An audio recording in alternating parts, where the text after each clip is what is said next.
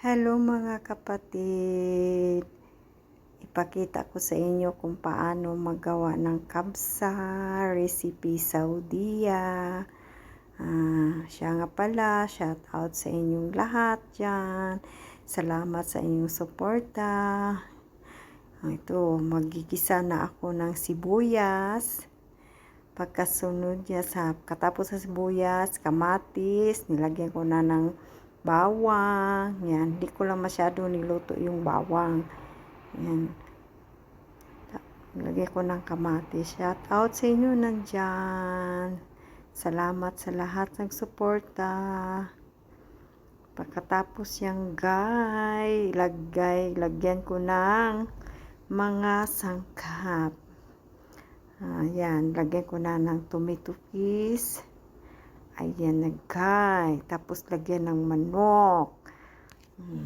Pwede ninyo nagayahin guys. Pwede ninyo gayahin yan. Kailangan ang bigas basmati. Kasi iba ang bigas dito sa Saudi kaysa Pinas. Ang bigas sa Pinas malambot kasi. Ayan. Shout out sa inyong lahat. 2 ganyan ang hinalo ko guys. Ayan. Lagyan ng manok. Ayan.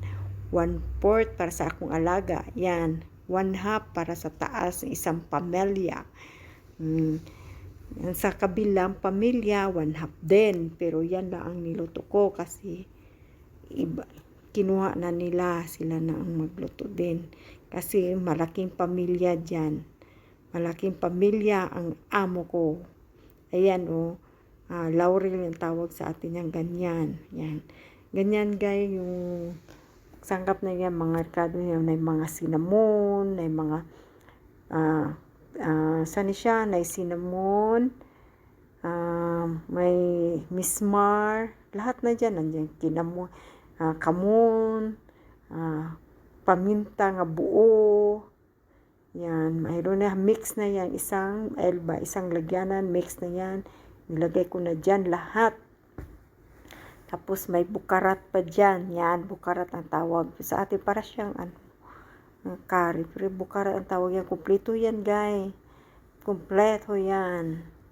May bawang yan. May basa niya. Jiris basa niya. Yan na, yan I-mix ko na yan. Yan. Mamaya pula na yan. Tapos lagyan ko ng tubig na yan. Lagyan ko ng tubig. Yan, pakuluan muna yan. Ayan, mag-isa muna ako na lagyan ko mantika yung kaldero. Ulam din sa mga driver. Luto din ako ng gulay dyan. May gulay dyan. Yan.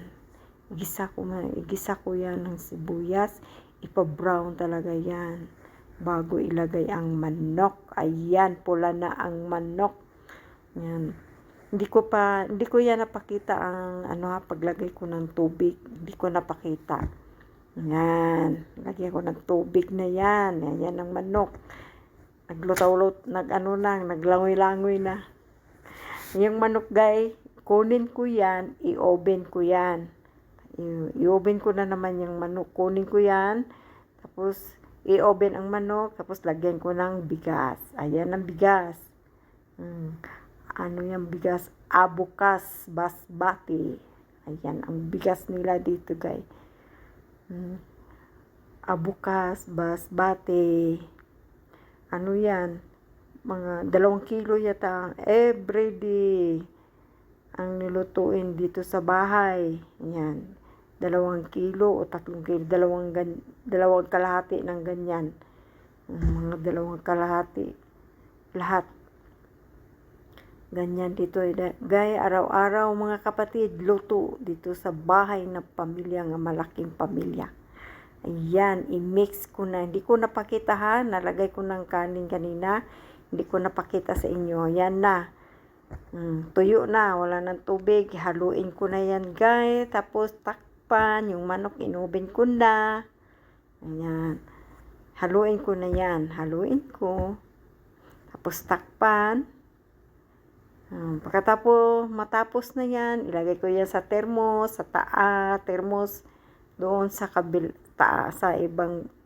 bahayan. Nilagay ko na sa lagyanan ng kanin.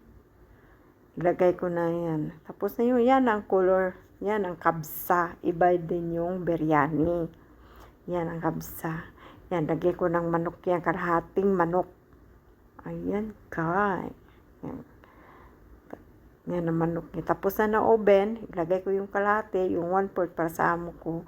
Ang iba dyan, yung mga sa driver, ibigay ko din sa mga driver yan. Yung may nagluto din akong marag nga sa mga lalaki, yung mga manok. Ayan, tapos na yan ang kabsa ko. Salamat sa inyong suporta dyan. Maraming salamat. Lalo na kang Mama Dolores. Maraming salamat sa inyo dyan. Shout out sa inyo. Thank you very much. Bye boo. Maraming salamat. Yan lang. Simple yan. Yan ang kabsa.